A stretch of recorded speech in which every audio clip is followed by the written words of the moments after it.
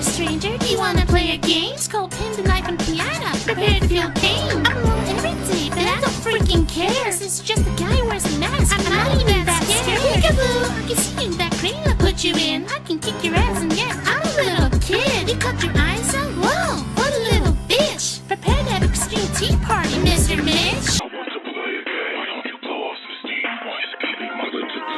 It's your voice, you sure then you develop it. Revisit elaborate and shut down the odds of a goddess. Completed my rebirth and fighting scrap worth less than TF2. Check your morals and your importance. Zero value. A real flesh and blood bruiser who will send you to the burn. The potatoes plot are going to claim within your words. The key to your win lies within your very being. But alternately I'll control you and keep on deleting. Like a careless me, I'll find a lock that turns to light. On a carousel of shotguns you'll be singing through the night.